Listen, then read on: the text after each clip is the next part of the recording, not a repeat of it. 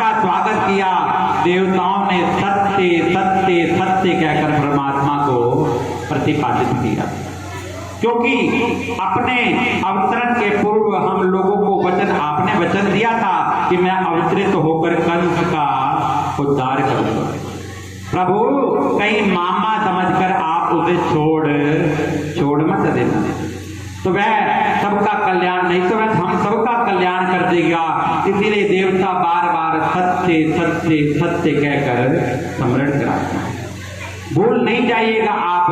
माता देवकी से भी कहा, मां डरना नहीं, तुम्हारे गर्भ में जो बालक है ये भगवान है, यदुवंशियों की रक्षा करेंगे और तुम्हारे कष्ट की निवृत्ति करेंगे।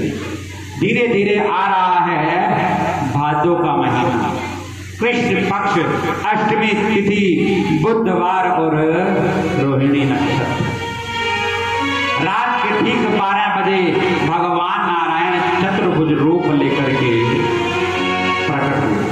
मैया ने देखा ये कैसा बालक, बोले स्वयं अद्भुत अद्भुत बालक को देखकर, जो कि संसारिक बालक तो 2 हाथ वाला होता है, और यहाँ तो चतुर्भुज है, शंख गदा यदा युधम सब लेकर के भगवान प्रकट हो गए।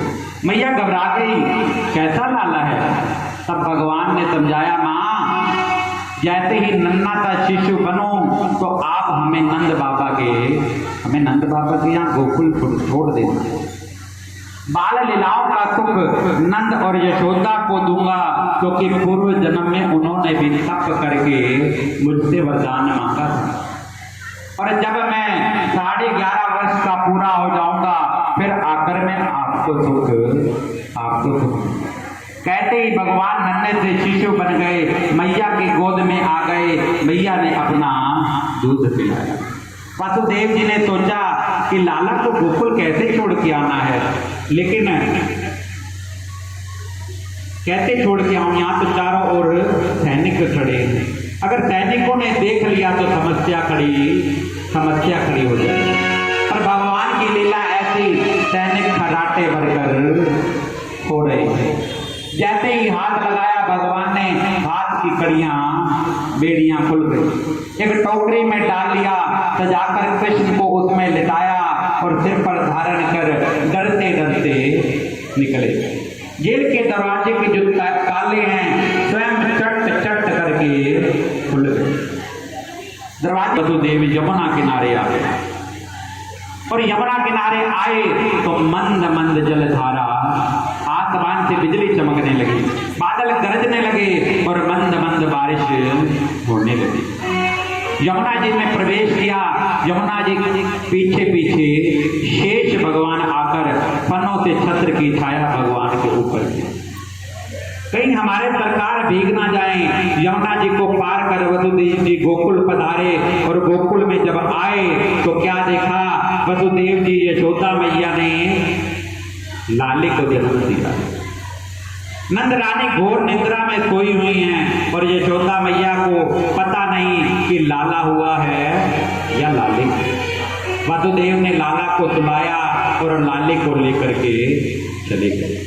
लाले को लेकर जैसे मथुरा में कारागृह में प्रवेश किया, एक एक करके ताला बंद हो गया। अंदर जाते ही हथकड़ियां लग गई, बेड़ियां लग गई। संत कहते हैं इसका एक मतलब है, जीव जब सब कुछ छोड़कर परमात्मा के शरण में होता है ना, तो सब बंधनों से मुक्ति मिल जाती है। और यदि कोई भगवान को छोड़कर माया के चक्कर में पड़ जाता है तो माया उसे बांध लेती है। प्रेम से बोलो, जोर से बोलो। फिर से वसुदेव जी बंधन में बंध गए। कन्या ने रोना शुरू कर दिया। सैनिकों की आंखें खुली, समाचार मिला कंस को। कंस ने आकर देखा, अरे ये तो लाली है।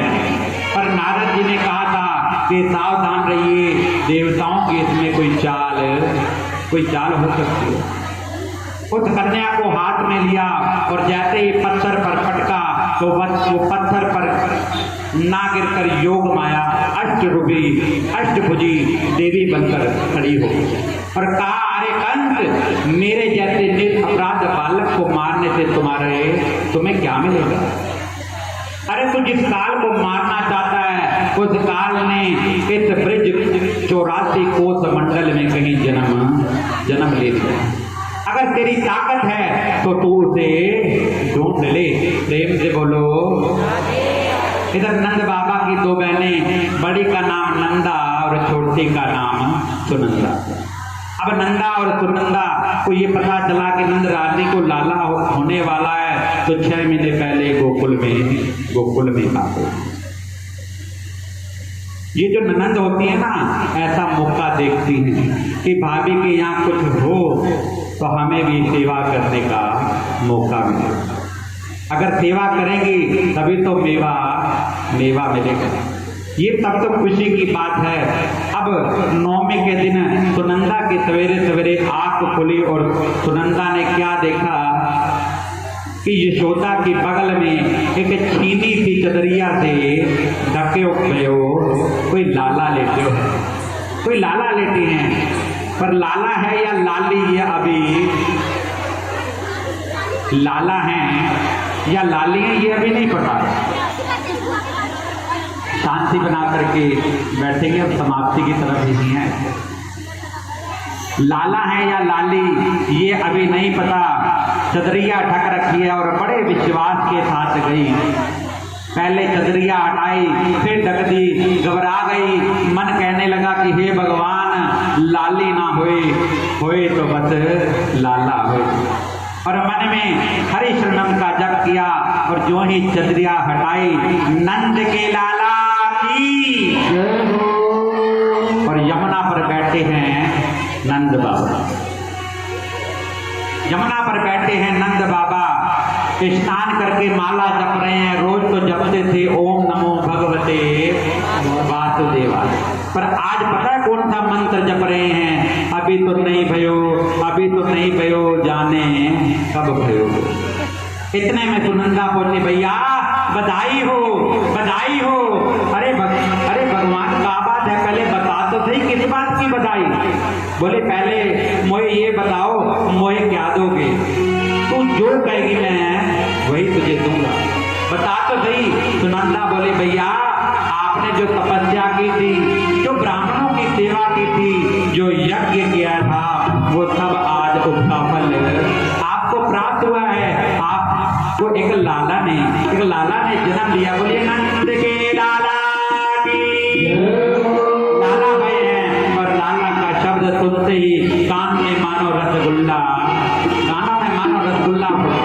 इतनी प्रसन्नता भाई कि नंद बाबा ये भूल गए कि हमारी ही कितनी उम्र है। वो 70 के नंद बाबा आज 108 डुबकी लगाए, पीली धोती, पीला कुर्ता पहन करके, पटका पहन करके, काजल सिर पर पकड़ी, दूल्हा बने जैसे आज लाला पालना में लेटे हैं। सब आकर बधाई दे रहे हैं। बधाई हो। एक बार हाथ उठाकर प्रेम से बोलो नंद के लाला की जय हो। कल कथा का पंचम दिवस और कथा में हम भगवान की बाल लीलों का आनंद लेंगे। और कल होगी गिरिराज पूजा, गोवर्धन पूजा। और गोवर्धन में भगवान को 56 भोग का प्रसाद लगता है। और मैं आप सबसे निवेदन करूंगा, आप अपने घर से कुछ ना कुछ प्रसाद जो बनाएं वो मेरे भगवान को स्वीकार। भगवान तो भाव देखते हैं। कल 56 भोग लगेगा भगवान को। आप अपने घर से कुछ ना कुछ प्रसाद लेकर के अवश्य आए। प्रेम से बोलो